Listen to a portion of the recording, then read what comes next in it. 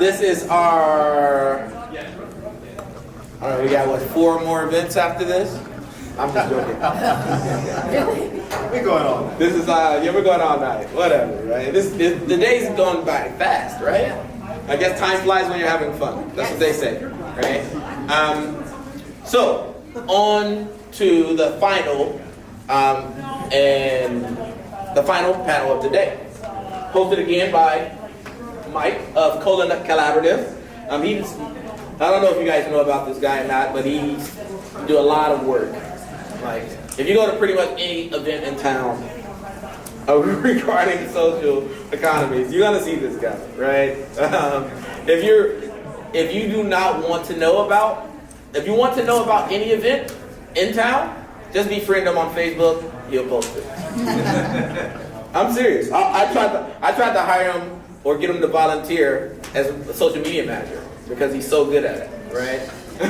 But he does a really good job. Can we get a round of applause for Mike? So I don't know if you guys know about the Kola Collaborative. It's basically saying, forget money, let's trade time, let's get things done. Maybe you can speak on it a little bit at the end of the session. So, without further ado, I would like to introduce you guys to the final panel of the day.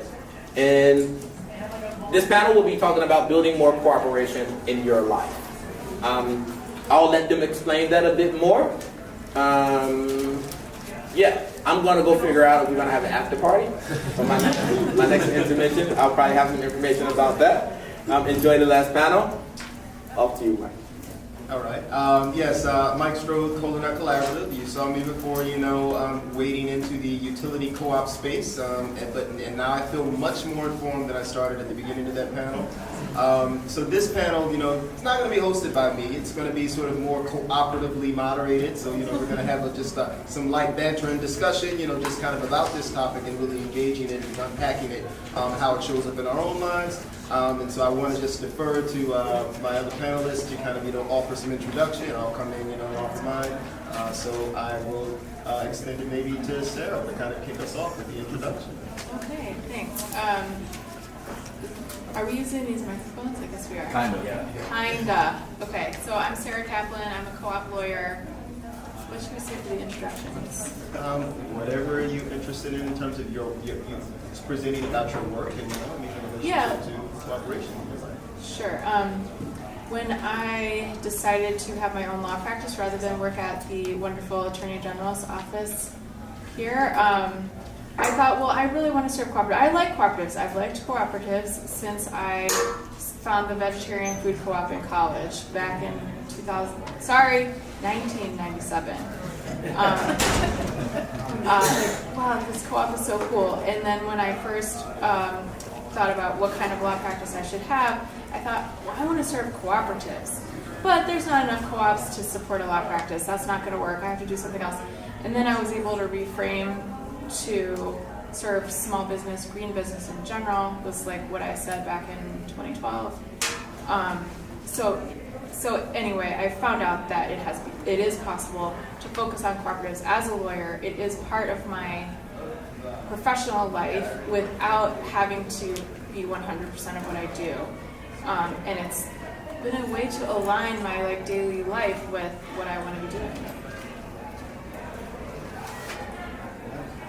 All right, my name's Alex Linares, and I'm with the Great Cities Institute, and I'm also with the Working Road. We're doing a project called New Era Winners Cooperative out in McCurry Park. And I'm here with Great Cities also to present a report. We were doing potential policy amendments to the local cooperative statute.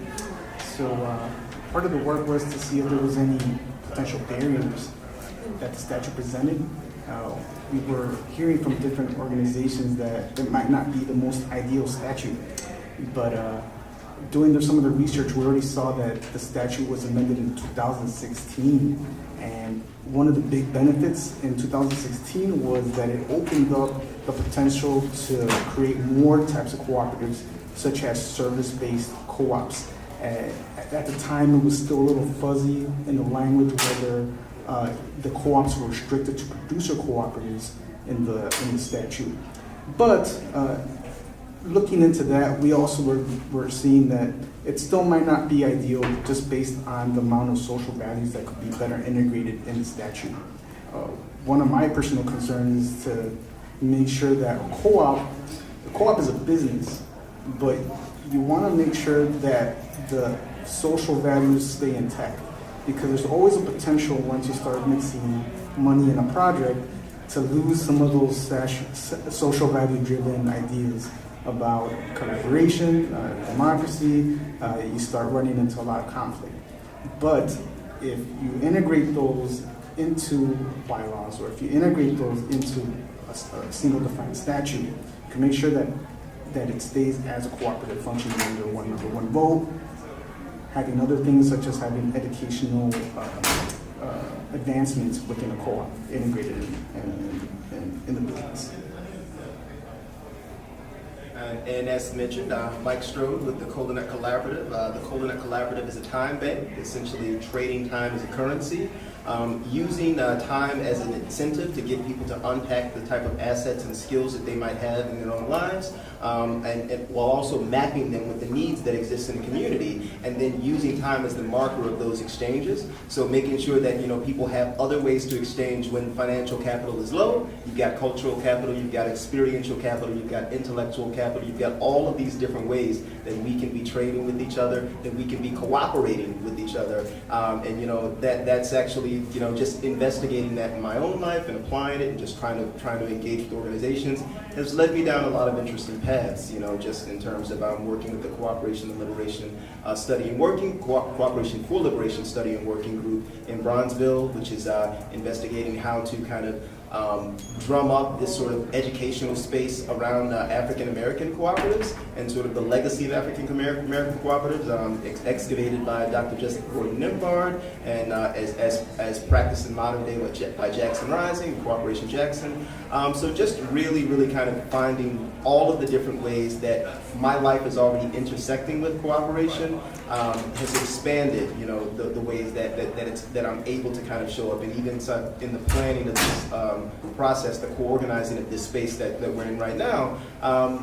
That happened because I was cooperating with the Solidarity Economy Working Group of the DSA, and just in going there, just trying to kind of engage with them and figure out what work they're doing, expanded some other opportunities that turned into what was supposed to be a very small workshop.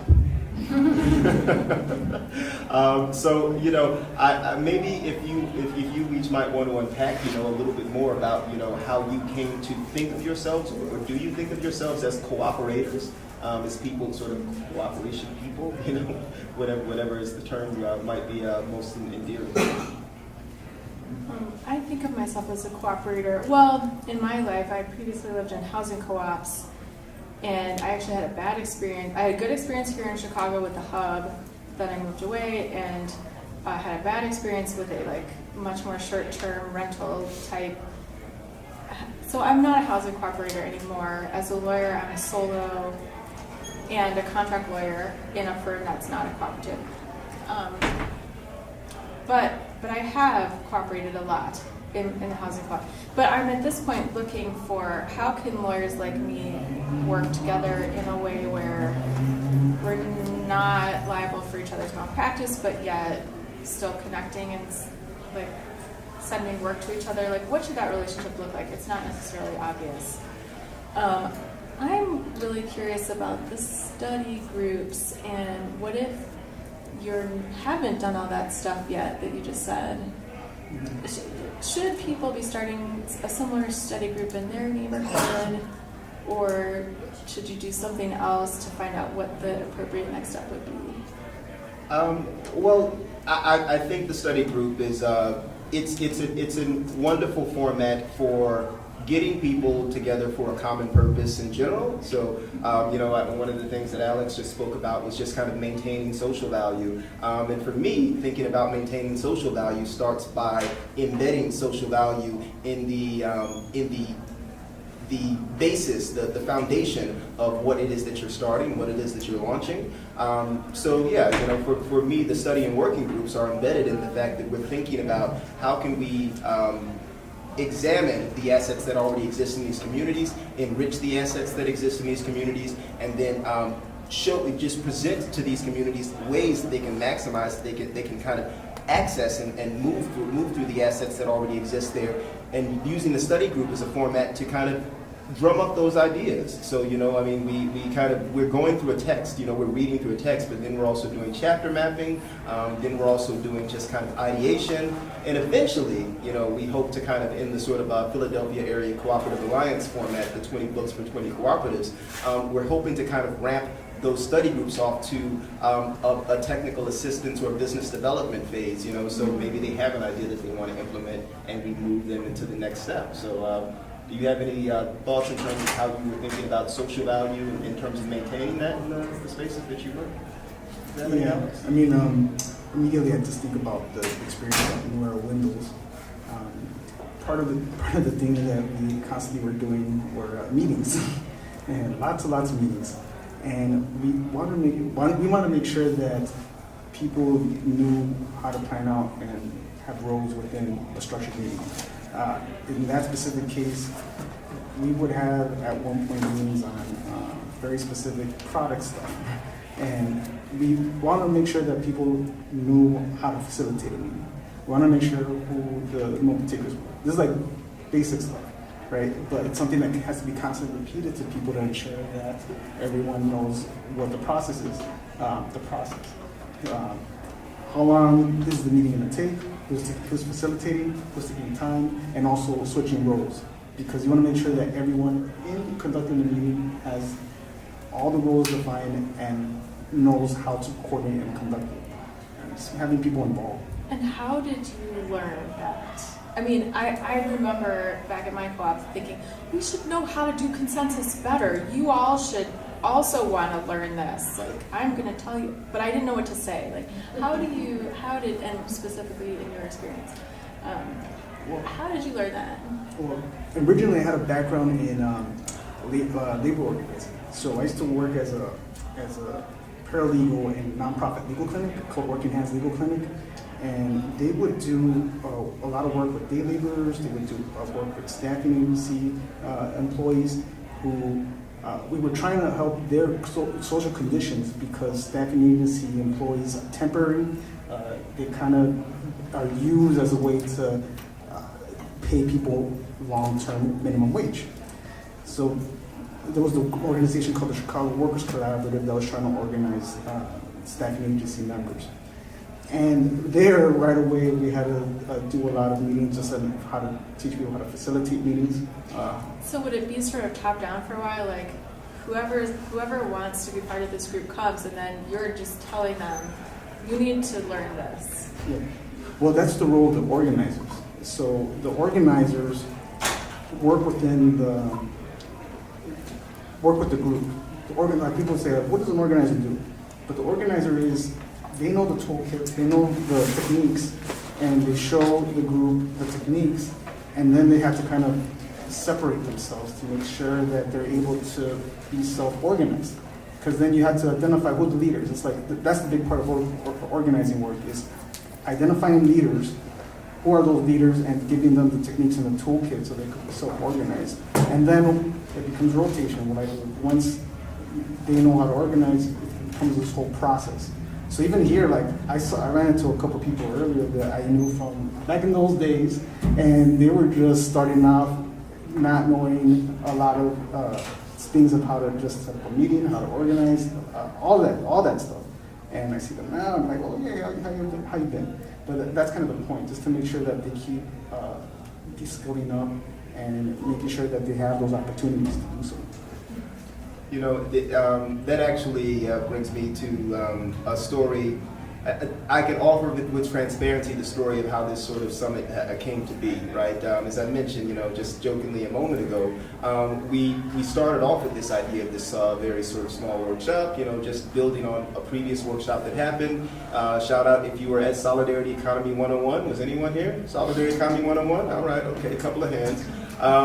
In these times, and we probably had, maybe 40 people there, and we anticipated that, we were going to maybe double that number, right? That was the anticipation, and then, event invite goes out, and then, I mean, there's 1,000 people kind of, clamoring for Eventbrite tickets. But one of the things that happened in that planning process is that we realized that in our zeal, in our excitement, we hadn't really opened up the table. We hadn't contacted all of the people who were, who were in cooperation in the city. We hadn't really had enough of those sort of relational conversations and to build those relationships so that when this thing was announced, it didn't seem like it was exclusionary, right? And so that was when we actually had to kind of get back into an organizing space and then say, you know what, let's go and mend some relationships. Let's go and talk to some people, who have felt excluded. Let's draw them in. Let's bring in their participation, bring in their ideas, and really just kind of say, you know what, this table was initially open. We just didn't really clarify that it was open. So just that again, all of those sort of basic, cooperative principles that appear in organizing and that appear in ways of sharing that that we just really need to call out. We need to acknowledge, like, this is what it looks like. It does get messy for a moment, but we can fix it if we're actually willing to kind of think about cooperation in those broad and deep ways. Yeah, very true. That just reminds me of a lot of the big work. It's like conflict resolution and mediation. And a lot of times, because we're also talking about how to start and develop more co-ops. And we always have to think about that, we do have this system and infrastructure already on how to start businesses, corporations, LLCs, proprietorships. So there's a culture that develops, and the culture is competitive. And now you're starting to try to start a business that's a co-op with these pre-instilled cultural things coming into forming a co-op. When you have that, you have a lot of problems. Like sometimes there might be ego issues, sometimes there might be certain misconceptions, miscommunications. So there's definitely always has to be that space for conflict resolution and mediation. Because sometimes, I've been doing this for a while, in terms of labor organizing or being involved in community organizations. And everyone wants us to look at the ideal, but sometimes people have to look at some of the things that are hard to talk about, which is how do you approach when you have 3 different people fighting over one specific issue? Like, how do you approach it in a calm way where you're trying to minimize conflict?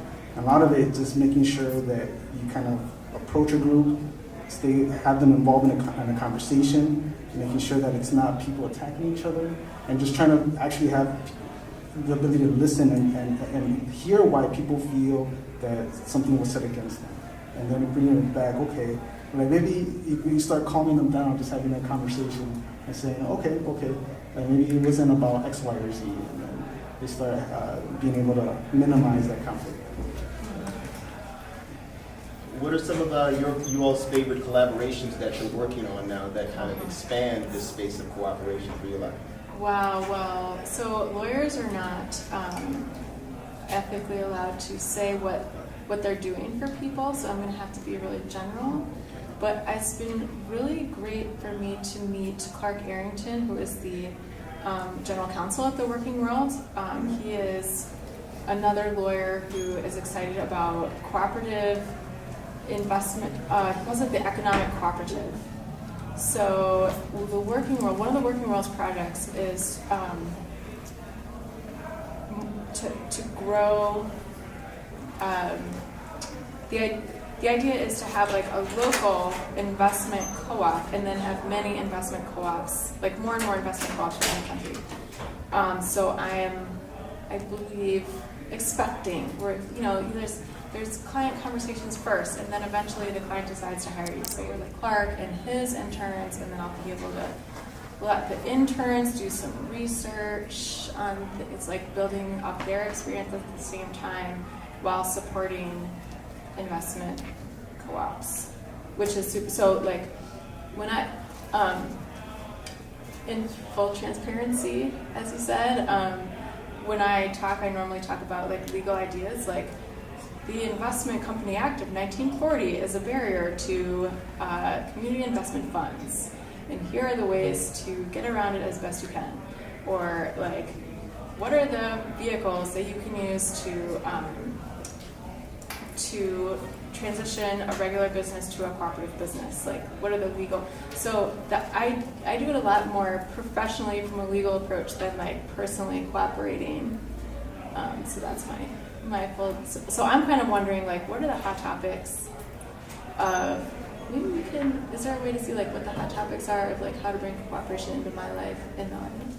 Absolutely. I certainly think we can open up the floor for that conversation, that two-way, multi-way dialogue to happen. So to Sarah's question, what sort of brings you into this room right now? I mean, I know that there's been a long day, lots of different panels, lots of information falling on our heads. But what brings you into this room right now, thinking about building more cooperation in your life? Any burning questions?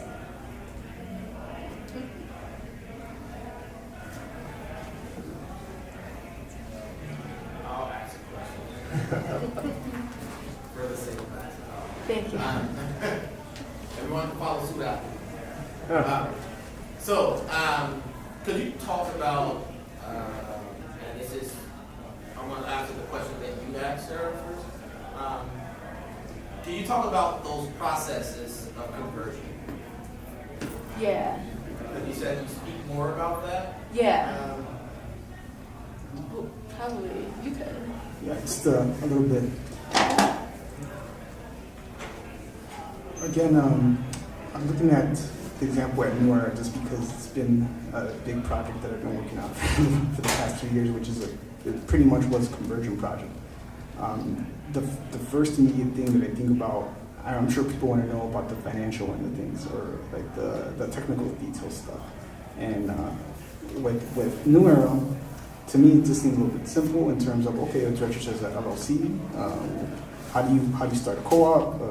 Do you have people that are already organized? How were they already organized? They were in a union, the United Electrical Workers. They already had fought a battle together. What was the battle? They used to be former employees of Republic Windows and Doors. If you guys don't know the backstory of what happened there, Republic Windows and Doors was a company that shut down, I believe maybe back in 2009 or 2008. I don't have that memorized, but they did a sit-in at Goose Island so that they could try to get their old wages at the time after the plant shut down. So you have a group of people that were already in it together for a while. They're already organized with the union. So when you're looking at a conversion, you want to know, okay, first of all, if you're looking at a new company, is there already cohesion with the group, or is there already something else that they're thinking about outside of just the business? Do they already have these kind of social values again of what it is to be in a co-op? Because at the end of the day, it's the people involved in the business that are going to be deciding how to self-manage themselves. If you have a startup idea, it's like, okay, I want to start a co-op, but the people there involved in the business, they never even heard of a co-op. But like, how do you start from there teaching them about co-op education? So it seems like, to me, in that example, people were already organized. And I think the union there was a big role initially in having people already have that mindset and knowledge of what a co-op is. They have that back history. That's very crucial, I think. I have a little anecdote about that, though. There's a landscaping company in Oakland, California, that it was a sole proprietorship, but she wanted to share ownership, not be the only owner anymore. She wanted to spread responsibility and have, like, she didn't want to leave the company right away, but she didn't want to be the only owner anymore or the only worker. So, and she had some workers, and she tried to, I wasn't involved with them at the time, but I know that she tried to transfer ownership to everyone, and it didn't work at first because those workers weren't interested or maybe didn't have the capacity or like weren't ready somehow to be worker owners. But she did find another group later, and it is now a worker cooperative. So more broadly, like you might, if you're into co-op activism, you've probably heard that about the silver tsunami and how there's so many retired small business owners expected to retire in the next few years, and so the quickest way to get a lot of worker-owned businesses is to have those people sell their business to their workers, and that is a good option for many of them. because there might not be another buyer. Yeah. Yeah, there's a lot of talk about the silver tsunami, and I'm thinking about, I was talking to a couple people before too, like Eric Rodriguez, who's working with domestic workers, and he was talking about Cafe Chicago when they were starting out Cafe Chicago, how that all came about. Cafe Chicago was, I remember they were starting out maybe 2011, and again they were working with day laborers, and that's how they were able to get integrated.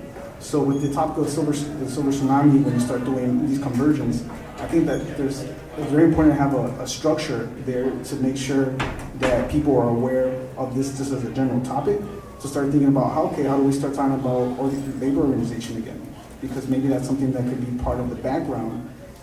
This is just an idea, because if it's going to be to convert certain businesses to co-ops, you want to involve the labor community and the labor organizers so that they could start also talking about this as a potential topic, to see about having more people be informed of this as a potential way to start more co-ops. Well, yeah, and there's a huge tax incentive too. So if you have like a friend or family member who's in their 60s, maybe looking to sell a business, they don't have a family member to take it over, it's not something that private equity is going to buy. Oh, hey, did you know that there's a big tax incentive for selling it to a worker co-op or an ESOP? Get them thinking about it. Yeah. Is that federal or state tax? Federal. Federal, wow, that's big. That's great.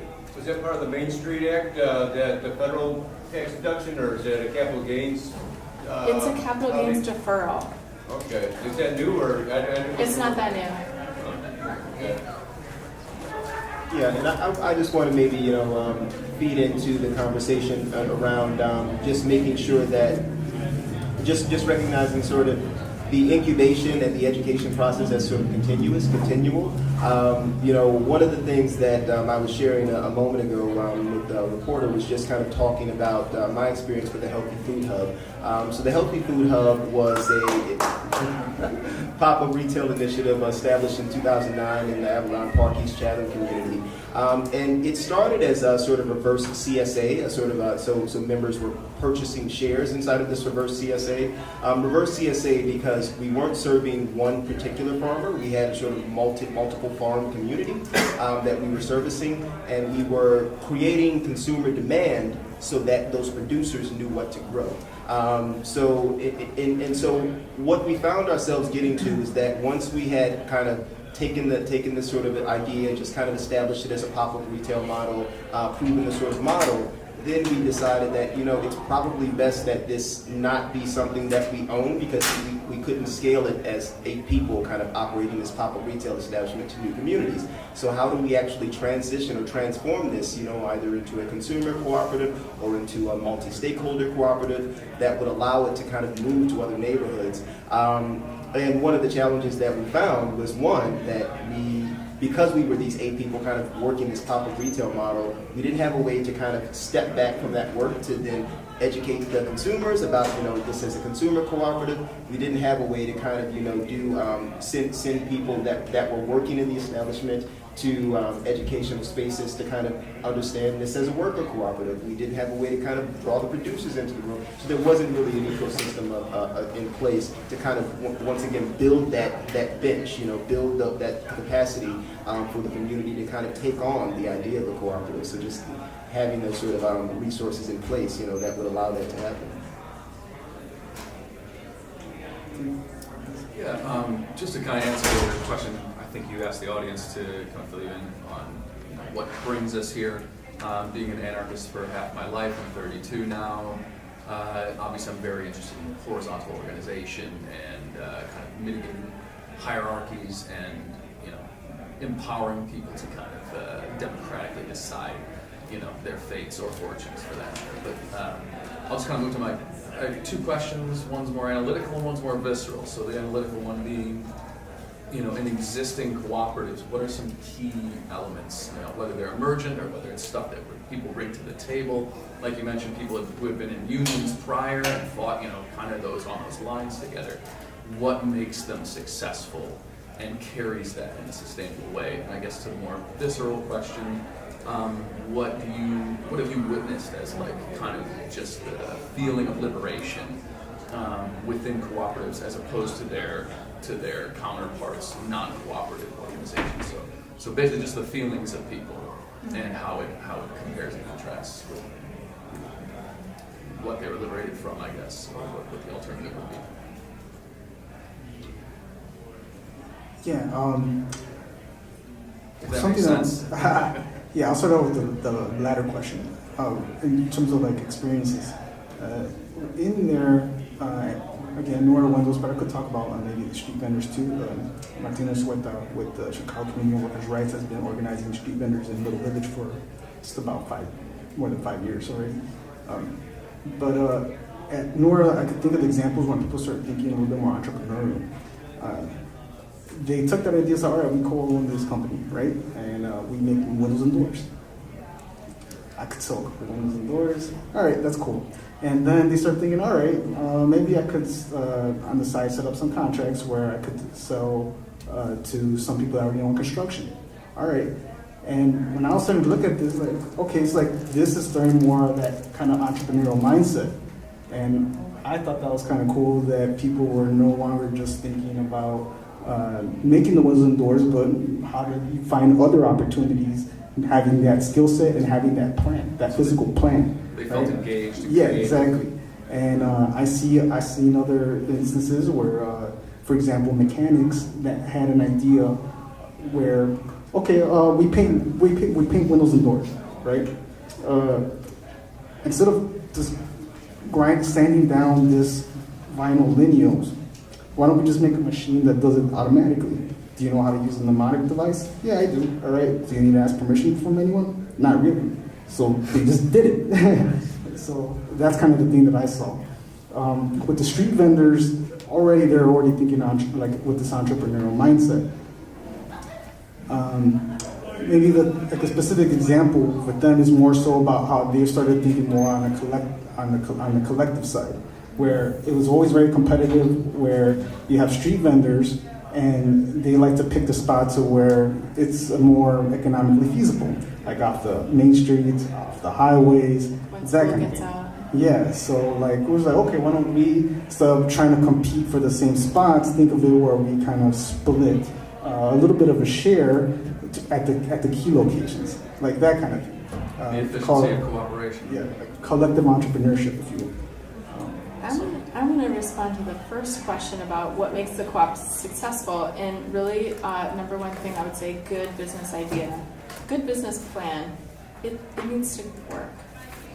And then there's something for everyone to get involved in. To, again, get excited about. Like, especially if it's a really cool idea that, like, okay, my client DataVest is a platform co-op. It's not up yet, but it's going to be a platform co-op where user owners can contribute their personal data that's normally just taken by whatever things you use, and then DataVest will gather all that data and turn it into a service that people who, like, data is so valuable, who's using it? Someone's using it for market research. Those customers will rent it and never own it, because DataVest will own it. So anyway, it's such an inspiring idea that, like, that's what everyone can get involved in and cooperate. Like, that's why they would be actually not meetings in that case, because it would be a platform co-op. But so yeah. you kind of sign on to the platform meeting, and it would just regularly apply the platform. Sorry? I'm not sure. I'm not sure what a platform co-op is. Oh, exactly. it's like Just kind of guessing. in a website that, I mean, it's still user-owned. Like, the stakeholders are still the owners and still get the economic benefit, but it could be hundreds of thousands of owners. So it's not the same personal touch as like an 8. You're not making a consensus thing. And that might not. It would be impractical to put a lot of questions to this group, but those owners would get us, like, should DataVest dissolve? Like, vote yes or no. And that's totally theoretical. That's not like any of the legal advice that I've talked to them about. But But the visceral thing I can respond to from my time at the hub. So I lived in the Hub Housing Cooperative from 2005 to 2013, and I would like tease my neighbors by, if I'm going over to their house for something, their apartment. It's a 6-unit building, and I would go over and be like, bam, bam, bam, landlord. Of course, we're all each other's landlord in a sense. There's a real comfort in knowing that you have an ongoing. You don't actually own the property. The cooperative owns the property, but your proprietary lease gives you the right to live there and no one can kick you out. And that's super different from, let's just say, renting in the Bay Area. And I'll just offer one response to sort of the visceral question as well, just in terms of working with the Healthy Food Hub between 2009 and 2018. So I initially signed on to sort of help establish the Healthy Food Hub. I was a member of the parent council at the school where they wanted to host the hub. The school was Betty Shabazz International Academy.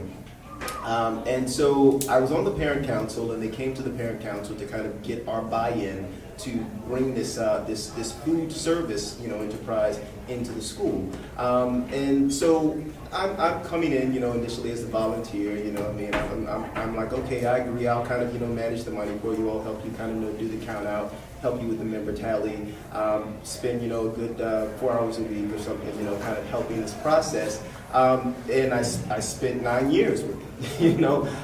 It's not like it was necessarily a sort of paid enterprise. There was this sort of this indirect sort of food share type of program that paid out of various grants. But different people sort of had different relationships with the space. And in terms of building out the relationship with the space, I came in as a volunteer, and I also came in not knowing how to cook kale. I came in, just enjoying eating Progresso soup and being fine with that. But in being in this space and having to kind of explain to people food, even though I was mostly working the register, they still came to ask me questions because I was the person that they saw most often at the end. My relationship with food grew. My relationship with farmers grew. My relationship with the backyard garden grew out of this sort of relationship with this enterprise that I had taken ownership of and that had embedded itself not only in my personal life, but in my communal life. It was a regular Saturday commitment, and then, we had the Monday check-in calls where, we would spend 4 hours kind of talking strategy, and didn't realize that we probably should have a strategy conversation and a tactics conversation should be separate, but that's a bigger question. So it became a deep part of my life, and it changed a lot of aspects of my life. It's very, very much why I'm here at the moment, because when we were trying to kind of scale up to different neighborhoods, trying to get communities to buy into to become their own distribution hubs. So because of, again, you can't take 8 people and scale to 77 neighborhoods. How do you get each community to develop their own distribution point so that all we have to do is do production and aggregation? And so if you can have that, then you can say we'll produce, we'll aggregate, we'll package, whatever needs to be done, and then we'll drop at your point of sale, and then you all can kind of do distribution however you want to do it. And that's sort of the model that we were trying, that is still there. It's still on the table whether or not that model can move. But we are certainly, always telling people, certainly in the conversations I've had with the Austin Food Co-op, I'm saying, hey, if you want to kind of launch this earlier, here's a pop-up retail model that will allow you to launch it earlier. But, the idea is still there, and it's still accessible to communities, and I'm certainly about open sourcing ideas in that way. Yeah, a couple of more questions from the floor. There was one here on the right that had come up first. Well, I really didn't have a question. I just wanted to let you know that in Cook County, there is an initiative that's being put before the Cook County Board of Commission that calls for a block grants and supports for co-op businesses, particularly businesses that are transferring from a single owner to a worker co-op. And the timeliness of doing this, and if you go to the Cook County Social Intervention Commission on Social Intervention, you will see that that's on the agenda for our September meeting. It was brought up in October, in August. But this is a new initiative. The commission is a new commission, and we've identified this whole issue regarding the fact that these companies are going to be transferring hands inevitably one way or the other, and trying to sustain and trying to respond to the pending employment crisis that's going to be caused by it. Do you know what those grants would pay for? The detail, I'm going to direct you to the website is the Cook County Commission on Social Innovation, and that's where the details are. At this point, we're first getting the board to agree to dedicating the block grants for support of worker co-ops or conversion of businesses and that sort of thing. And I don't think they've gotten down. They haven't. Well, maybe by September they will have drilled down to how much the grants are going to be. But it's a pretty significant attempt. Yeah, we have Renee and Sochi here They were here earlier. speaking earlier. So they got to talk about the Chicagoland Cooperative Ecosystem Coalition. So we are hopeful that those resolutions will be pushed through at the next meeting. Yeah, we're very hopeful. Keith? So it would seem to me that cooperatives is, you said, like an education and a practice between the community, and I would go so far as to say like almost like a community yoga, connecting mind, body, and soul, maybe individuals with mind, body, and soul of the collective. What kind of processes or steps or tools do you use, or have you found work best for any of you to like help connect you to the community that you're trying to move in sync to bring these ideas into reality? So I'll just reiterate the question: what sort of practices or processes have we found, that would allow us to kind of connect with the communities we're attempting to organize, or we're attempting to kind of shift into this more cooperative practice and space? Pass on that. I have a quick answer. I don't organize. I haven't organized yet. I don't know if I'm good at that, but I'm very responsive. So instead of proactive, like someone comes to me with a question, and I have found that I'm feeling successful now because people have come to me who are leaders of communities who I do want to serve. There's various different examples, but like the economic cooperative, the investment cooperatives is a great example of this. And I can attest to that, because Sarah's amongst one of the sort of the 10% of folks who responded from maybe the 700 or so emails I sent out around, introducing the Kola Collaborative. It was a new initiative in February of 2017, and I was just introducing it to lots of organizations, and that's how I met Sarah, just on a sort of a whim, just kind of shooting her a note, thinking she was still at the hub, so. So yes, it was a fortuitous meeting there. What was the question? Like, how do you tools for? Like bringing people together, I guess. Basically, getting people on the same page. Where it's like, a lot of ideas. There's a lot of great ideas, and I feel like they're everywhere. We probably talk about a million of them today, but what is like the main difference between them not existing and them existing is the energy and the organization. Yes, like having enough people, doing it. And since we're so near the close, I want to bounce that right out here to this audience because I see a hand popping up. So there, so Alex may have a point, and then I just want to give some audience feedback to kind of if you all have practices that you are thinking about or using in your own space to kind of build the cooperative network. I'll just be brief because I should kind of rather hear some of the members right here. I'll talk a little bit about their ideas. Where I come from was again, very much around immigrant rights and workers' rights workshops.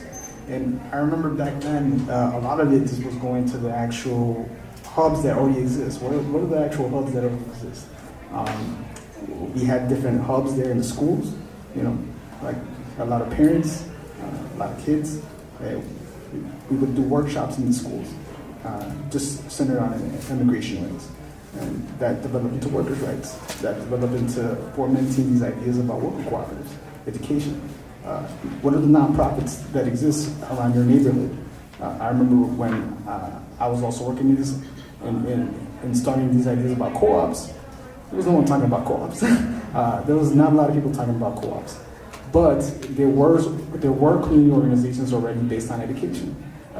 What are the things that are similar that already exist in your neighborhood that you could go out and start engaging to talk about these things? Like, hey, I have this idea about wanting to talk about co-ops. Do you mind if I use some time to talk to the people that go to your organization? They'll most likely say sure. But yeah, again, I'd like to hear a little bit more about what you guys have to say. There's one hand back here initially. On the question of like, how do you like engage people or like inspire people to be involved and to like stay involved?